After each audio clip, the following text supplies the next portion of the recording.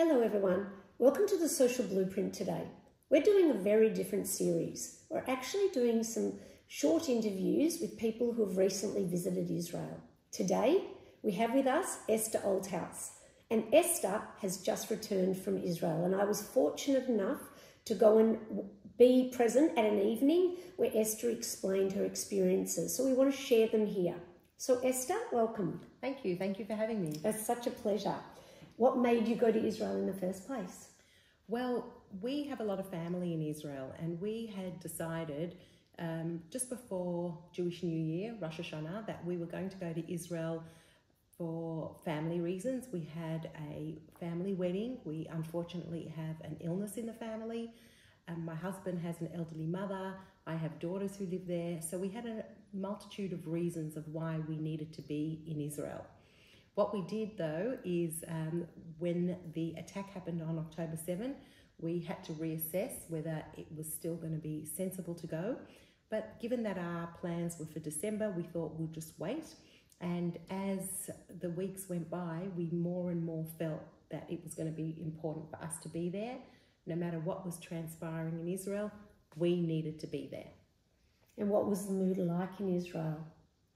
Well, when we first got to Israel, everything was very empty. It was very bare. Everyone was really nice and friendly. And, people were first shocked that we were happy to come to Israel during a war. Whether I went into a shop or a cafe, people could, because I look a little bit Israeli, until I started speaking Hebrew and they saw that I wasn't from Israel, they would say to me, oh, you came to Israel during the war, you came to Israel.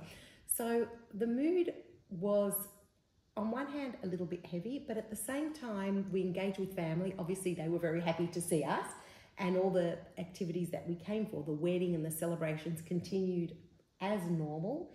But at the same time, there was a little bit in the background.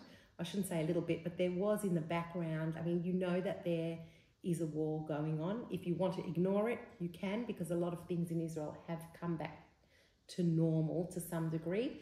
But at the same time, people are just going about their lives as best as they can, really trying to keep their chin up and just getting on with it.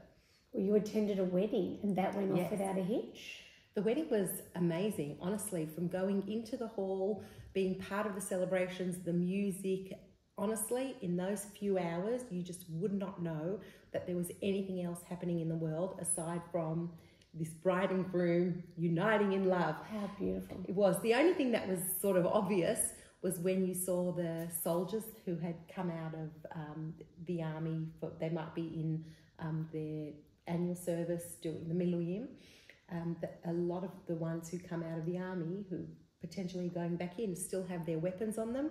So it was interesting that the singer of the band was standing at the microphone with a big gun across his body. But aside from that, it was just so normal to see that. No, it was just full on 100% celebrations. So Esther, why was it important for you to visit the Kibbutz Kfar Aza? Okay, initially I wasn't sure that I wanted to visit the kibbutz because I was concerned that I didn't want to go to a site that's, a site of such destruction and it's so invasive into people's lives. But what I learned and I understood is that they do want people to come. They need witnesses. We need to be witnesses. We know already that there are people denying that this even happened. And I felt that if I'm already in Israel, I want to be a witness. And you went to the Nova Music Festival site as well? Yes, so we went there as well. It was just down the road. And again, we just wanted to be able to see where did things actually happen? How did such a thing happen? I mean, it's very hard to even process how these things happen and being so far away. So it was important for us to see it, bear witness, be able to come back and share it and really get a sense of what happened. And I believe you had several volunteering experiences. What were they? Yes, so we did a number of things. So we had to intersperse that with our trip that wasn't specifically around volunteering. But what we did was I went with my daughters one day and we picked oranges in an orchard, which was pretty amazing. We also went on the way to different activities that we had. We were able to look up a website and see where people were sitting Shiva, so doing their week of mourning after a family member, a soldier, generally was buried. And so we were able to stop at random people's homes and pay our respects. Very much appreciated by the families who were sitting in their week of mourning. And I believe there's a website for that. And that's how you found them? Unfortunately, there is a website that lists all the fallen soldiers, where when they are being buried, where they're sitting Shiva, the times, the rest times. Unfortunately, yes. And a little blurb about who they were as a person. Amazing. Yeah. We also went down to the army base, or to an army base, quite a big army base down in the south, and we prepared burgers. There were a few Aussies, English people there. They have caravans set up, and literally we made burgers and served them to the soldiers on the base. They loved it. They do get fed meals, but every now and then it's nice for them to have something a little bit different, and we were able to assist with that. We attended a culinary school. So there's a culinary school in Jerusalem that opened up its kitchens to make food to send to army bases. Oh. So we were there and we did that. And then a couple of times when we were staying in hotels and not with family members, we were able to meet a lot of other people who were in the hotels, who were there, who had been evacuated from the southern communities. So we did that in Tel Aviv, and we were able to talk to them and entertain them a little bit. They're not in their homes, they're out of their homes, they're sitting in a hotel. It's quite boring most of the day. So we were able to chat and try and lift up their spirits a little. So we had a number of varying activities that we could do while we were there. Now, not everyone can get to Israel. So can you think of ways that other people that we can connect with Israel? Yeah, so I think that's a really important point, Michelle, because if you can't get to Israel, for whatever reason, you might just be scared to go. There are a lot of things that we can do from here, and I'll tell you, before I tell you what they are, why that was so important for me is that before I went to Israel, probably like a lot of other people, I just was pulled into this whole negative headspace of everything was just war related. I was obsessed. I was distracted. I'm someone that's easily distracted at the best of times. I didn't need another, super distraction.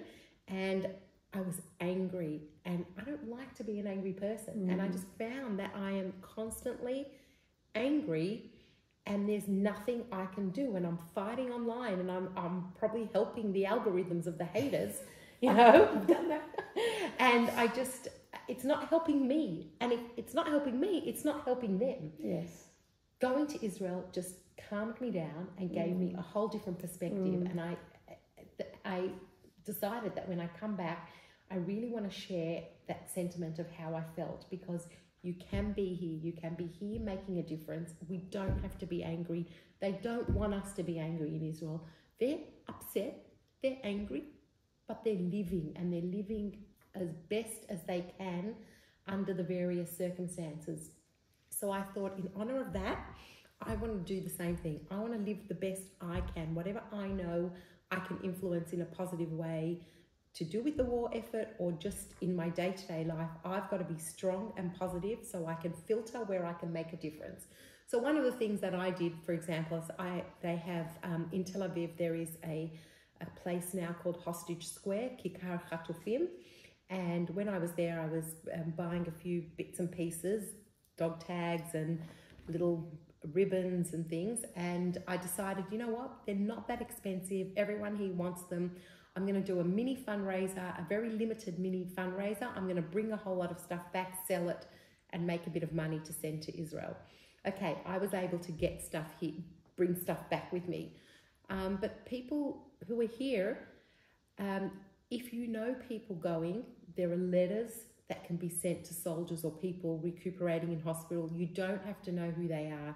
It's amazing how warm-hearted it is for someone lying rehabilitating in a hospital bed to receive a letter from a kid or from an adult or someone. Lovely idea. So there are things like that. Of course, they're sending money.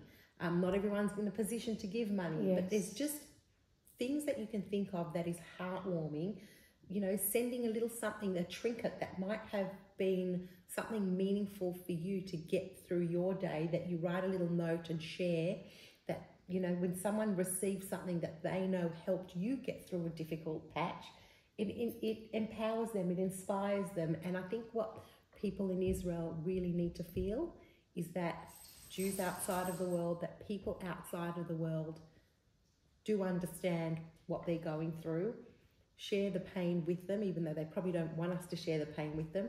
But we are here with you. You're fighting for Jews all over the world, and we are here with you. We feel it with you. Okay, so what's your biggest takeaway and message that you would like to leave with the Social Blueprint audience before we finish?